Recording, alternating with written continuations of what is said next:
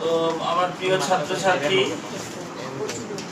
আমার শিক্ষার্থী বন্ধুরা, সবাই মনোযোগ দিয়ে শুনবি। যে কথাগুলো বলবো আজকে, এটা জীবনে সারা জীবনের জন্য কাজে লাগবে। মোটিভেশনাল কোর্স বলা এগুলোকে, প্রেরণামূলক কিছু বাক্য, ঠিক আছে? তো আমাদের জীবনের সব থেকে বড় জিনিস দরকার শ্রদ্ধা এবং কৃতজ্ঞতা। শ্রদ্ধা মানে কি? আমরা শ্রদ্ধা করব, যার কাছ থেকে কিছু জিনিস পাবো তাকে শ্রদ্ধা করব।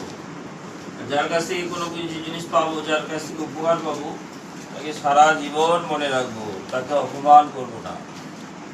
এটা হলো কৃতজ্ঞতা। কৃতজ্ঞতা মানে কি?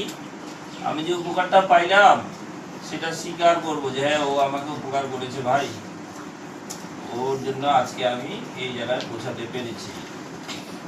অ্যাজ ফর এক্সাম্পল, উদাহরণস্বরূপ বলা যায় যে শিক্ষক মহাশয়ের প্রতি যদি তোমাদের শ্রদ্ধা থাকে, কৃতজ্ঞতা থাকে, তাহলে শিক্ষক মহাশয় যতটুকু জ্ঞান জানেন সবটুকু জ্ঞান উজাড় করে তোমাদেরকে দান করবেন। উজাড় করে দান করলে তোমাদের জ্ঞান সমৃদ্ধ হবে, জ্ঞান বাড়বে। আর যদি শিক্ষক মহাশয়ের প্রতি, তোমাদের শিক্ষক শিক্ষিকার প্রতি যদি শ্রদ্ধা না থাকে, কৃতজ্ঞতা যদি না থাকে, তাহলে শিক্ষক মহাশয় তো নানাভাবে জ্ঞান দান করতে পারেন, চেপে রেখে জ্ঞান দান করতে পারেন। চেপে রেখা জ্ঞান বুঝিস?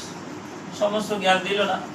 আমরা যেরকম আগে কম্পিটিটিভ এক্সামগুলো দিতাম, বিভিন্ন চাকরির পরীক্ষা, সরকারি চাকরির পরীক্ষা, সেখানে বই কতগুলা বইয়ে লেখা ছিল চেপে রাখা জিকে। তার মানে কথাটা মানে কি? কতগুলা জিকে এমনই, ওগুলো শুধু যারা ওর স্টুডেন্ট তাকেই দিবে, যারা ভালো স্টুডেন্ট তাকেই দিবে। তো চেপে রাখার ব্যাপারটা আছে।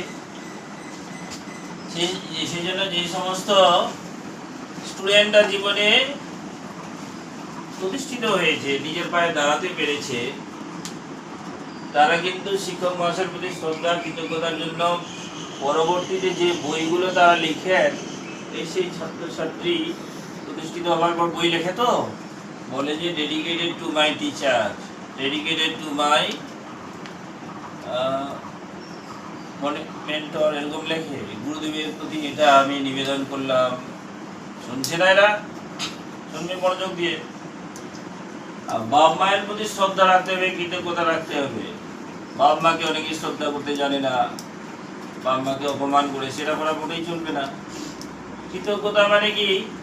বাপ মা তোমাকে যেটুকুই দিয়েছে না কেন, তার জন্য তোমাকে কৃতজ্ঞ থাকতে হবে। বাপ মায়ের জন্য আজকে আমি দুনিয়াতে এসেছি। তারা যদি আমার প্রতি দয়া না করতো, তাহলে যে আমি ধূলিকণা হয়ে যেখানে সেখানে পড়ে থাকতাম, জড়বস্তু।